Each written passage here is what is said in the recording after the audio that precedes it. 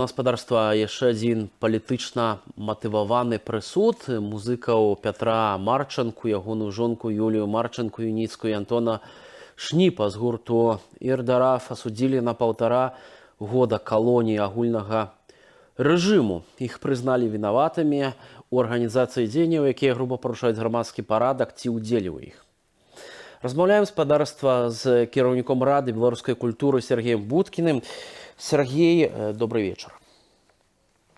Да, привітання всім. 1,5 года за выкананне музыкі на пратэсных маршах. Мы ўжо нібыта звыкліся з такімі прысудамі. Гэта ўжо не здзіўляеце, ўсё ж па-ранейшаму не можам прызвычайвацца да такіх фактаў, калі проста за выкананне музыкі людзей сажаюць у турму на 1,5 гады.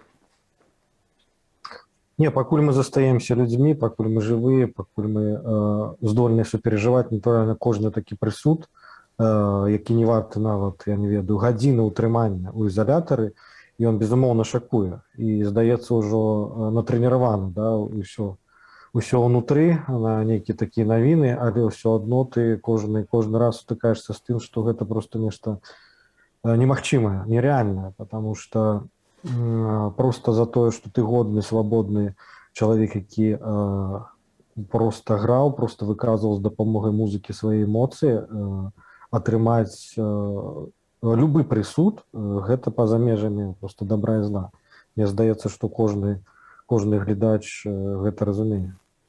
Сергей, ці можам мы казаць усё ж такі пра тое, што 2021 год быў самым трагічным годам для беларускай культуры, для дзеячоў беларускай культуры? Ці ўсё ж нешта было такое добрае і светлае, што можна было б узгадаць?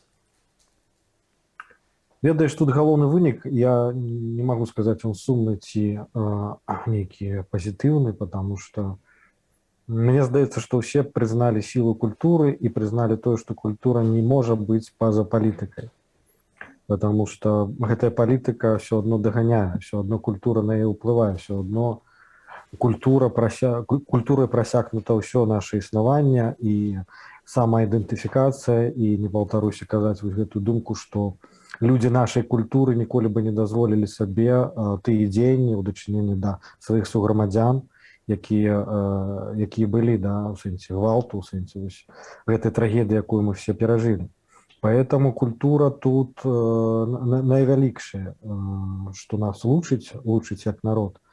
І гэта прызнае нават рэжым, потому что, смешна, конечно, і дзіўна было бы гэта нават 1,5-2 гады там пачуць, што за спеў, нават не за спеў, да, за гранне на дудзе, за тое, што ты просто добры чалавек, за тое, што ты умееш валодаць музычным інструментам, ты можаш патрапіць у калонію.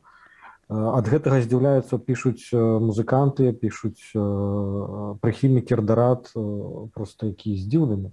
Вельмі моцная кампанія падтрымкі, тут мне хочацца больш пра «Ір-Дараф» пагаварыць, чым пра светлыя вынікі ці не светлыя, потому что шакуе. Цэлы музычны гурт пасадзілі ў турму на гады. Мне здаецца, такога, у прынцыпе, не было, у прынцыпе, ў гісторыі культуры, да, у прынцыпе, ў сучаснай гісторыі. І гэта настолькі унікальны выпадак у сваім трагізме, у сваім каком-то паказе гэтай сітуацыі, што, магчыма, тут і Паўночная Карэя адпачывае, потому что нават калі б адтуль навіна пранеслася такая, гэта падавалася бы нечым немагчыма. Это несуразмерна абсалютна ніякім лагічным законам. Тут няма злачынства. Нават калі ўявіць сябе на месцы прыхільніка рэжыму, я не ўяўляю, як гэта можна апраўдаць, гэты прысуд. Таму мне вельмі цяжка уявіць, што адчувае суддзя і як ён можа спаць, там дзяжшы вінаваўца, пракурор у сувязі з гэтым прысудам. Я ім жадаю просто асэнсаваць гэта і пакаяцца, потому что тут няма словаў. Але ці ёсць асэнсаванне ў гэтых людзей, у прокурора, у суддзей, што немагчыма зняволіць культуру, немагчыма зняволіць вольную музыку, вольную літаратуру, вольную думку? Вось ці ёсць у іх гэтае разуменне? Калі б яно было, то гэтага бы не адбылося. Натуральна, што гэтыя ўсе людзі, і Надзя, і Вова, і Петя, і Юля, і Антон, і і астатнія, в прынцыпе, все. Зараз, на секундачку, дзеячаў культуры, людзей, звязаных з культурай, сядзіць нават болей за журналістаў. Гэта парадаксальна, але факт, не хочу тут прынізіць як бы журналістаў, у сэнсе там заслугі, потому што ў пэўнай ступені, калі цябе садзяць на гады, у Беларусі гэта заслуга. Але тым не менш, журналісты былі пад прэсам заўжды. Дзеячы культуры, іх ратавала публічнасць, іх ратавала якраз дачыненне да культуры. І, ў прынцыпе, у любой краіне свету, нават, дзе не ўсё добра з правамі, калі медійная асоба, калі творчая асоба выходзіць на чале нейкага шэсця, гэта ёсць гарантыя як бы таго, што гэта шэсце мірнае, потому што людзі культуры ніколі не будуць рабіць нейкі гвалт у дачыненні да сваіх апанентаў. Яны змагаюцца словам, музыкай, голасам, і калі дуду прызналі за інструмент, за зброю, да, то, ну, што тут казаць? Поэтому это крайне дзіўна, і могу сказать, что вот одно из апошніх мэйлаў, якое там пришло до нас, Борис Гребенщиков написал, что моцна ўражаны, в принципе, прысудам ён і яго расійскія сябры і калегі, потому что, ну, не укладаюцца ў галаву нават у русскіх, потому что вот, флейтиста акварыума, напрыклад, амерыканскага не пусцілі на канцэрт у Расію, але гэта ўжо там частка фона. Але тое, чаго дасягнула Беларусь нават у параўнанні з Расіяй у парушэнні правоў чалавека, у парушэнні, в прынцыпе, свабоды творчага самавыяўлення, гэта неспасцігальна нават для тых рускіх, якія глыбока разумеюць праблемы, якія як бы адбыліся як асобы таксама ў рэпрэсіўных савецкіх часах. Поэтому тут, я думаю, паціснуць нават як бы плячыма ад недаўмення і дысідэнты карейскія, тому што, ведаеце, просто шок. Сергей, мы давно працуем у журналістыцы і ведаем, што ёсць падзел, як бы такі досыць яўны падзел на журналістаў незалежных, да журналістаў дзяржаўных медыяў. І тут узнікае пытанне пра падзел культуры, беларускай культуры, бо маем справу у тым ліку з даносамі, калі яны сталі звычайнай справай. Вось апошняе ў гомельскім драматычным тэатры чысткі пачаліся сярод актораў, і яны дакаціліся амаль да ўсіх сфераў. Бо можна казаць пра тое, што людзей звальняюць паводле нейкіх палітычных прычынаў, а іншыя ставяць пытанне: а што ж вы там рабілі? Чаму вы да сённяшняга дня заставаліся працаваць у гэтай сферы? Ці гэта дарэчнае пытанне? Я думаю, што недарэчна, і мы не маем права нікога вініць, потому што у кожнага свая сітуацыя, у кожнага свой парог успрымання і болі, і рэакцыі на тое, што адбываецца. Вінаватых тут няма, тут справа, напэўна, у іншым, потому што мы адсочваем як бы ад пачатку рэпрэсій пасля 9 жніўня сітуацыю па культуре. Конечно, под нож, умоўна кажучы, да, вось, практычна літаральна. Спачатку пайшлі самыя смелыя і свабодалюбівыя людзі ў дзяржаўных установах культуры, калі вы памятаеце, гэта працягвалася даволі доўга, калі нават выцягвалі з працоўных месцаў, там у сцэнічных касцюмах кідалі на крэсціны і гэтак далей.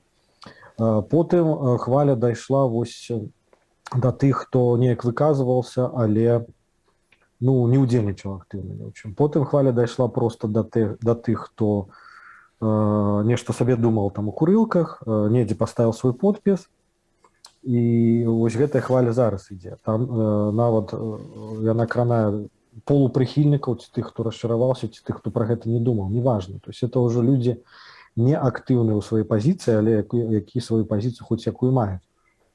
Потым будзе далейшай хвалі, потому што гэтай машыне, гэтаму рэжыму патрэбны, да, ахвяры, потому што дзякуючы гэтаму яна падпітваецца, і страшна ўявіць, што будзе, калі мы працягнем маўчаць, калі мы працягнем.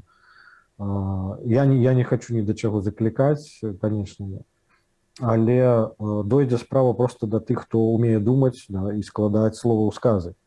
Баюсь, што развіваецца па гэтым сцэнарыі. І все ж таки ёсць крышачку такой светлай нагоды. Прынамсі, вось з апошняга паведамлення стала вядома, што Літва вырашыла абвесціць наступны год годам Францішка Скарына. Акурат спаўняецца 500 гадоў з дня заснавання, з года заснавання друкарні ў Вільні, так, дзе сам уласна Франціск Скарына друкаваў свае кнігі. Наколькі гэта важна для беларускай культуры сёння?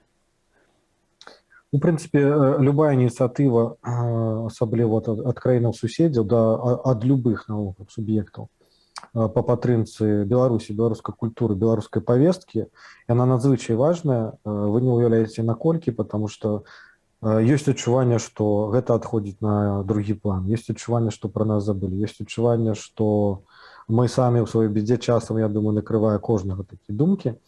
І тое, што робіць Літва ў гэтым плане, я за культуру зараз буду казаць, потому што тут я магу хоць неяк быць кампетэнтны, гэта неверагодна, потому што гэтыя людзі рэальныя нашы браты, да, вот, па ўсіх фактах вот, за гэты час. Поэтому вялікая падзяка просто тым, хто суперажывае Беларусі, тым, хто гатовы прыняць на сябе гэты боль, тым, хто гатовы падзяліць як бы вось гэтую частку захавання культуры, потому што што робіць Літва ў гэтым выпадку? Яна дапамагае нам захаваць саміх сябе, да, вось, з нагоды вось, гэтай урачыстасці, да, там, года скарыны. А што робіць Польша? Яна дапамагае таксама развіваць нейкія ініцыятывы культурныя, які немагчыма развіваць у Беларусі. Поэтому там выспяваюць новыя праекты, там ёсць новыя ідэі для тэатральных пастановак, для музычных. Ну, я вот кажу просто па тых заявах, якія мы пастаянна атрымліваем штодня ад беларускіх творцаў, які раз'ехаліся, і шмат іх прытуліла якраз Літва і Польша. Таму вялікая падзяка ўсіх, і дзякуючы, я думаю, вось гэтай агульнай міжнароднай салідарнасці мы найлепш захаваем сябе, потому што у любым разе не разбіць, не спыніць, не стрымаць. Але тут галоўны нюанс як бы, у гэтай справе, што нам трэба не рассварыцца між сабою, каб трымацца вось у гэтай бядзе, перажыць гэтыя змрочныя часы. І ну, будзе сумна, калі ты ж там Вова, Надзя, Антон, Петя, Юля, Сардарат выйдуць і ўбачыць, што мы рассварныя, да, з нейкай падставы там, нават у гэтай супольнасці музычнай ці культурніцкай. І тады яны могуць падумаць, што гэта ўсё дарма было, да. Калі мы захаваем вось гэту еднасць, калі мы будзем казаць адзін аднаму, нават калі мы ну, абсалютна нейкім раздробленым стане, ўсё ж такі больш пазітыўныя рэчы, больш працаваць на аб'яднанне, то я думаю, што тады і тое, што ось, тая ахвяра, якую прынеслі музыкі Ардарату, тым ліку, яна не будзе дарма. Так што будьце разам, канешне, будьце разам, заставайцеся беларусамі, падтрымлівайце адзін аднаго. Дзякуй вялікі за гэтую размову. Сергей Будкін, кіраўнік Рады беларускай культуры, быў з намі на відэа. І сапраўды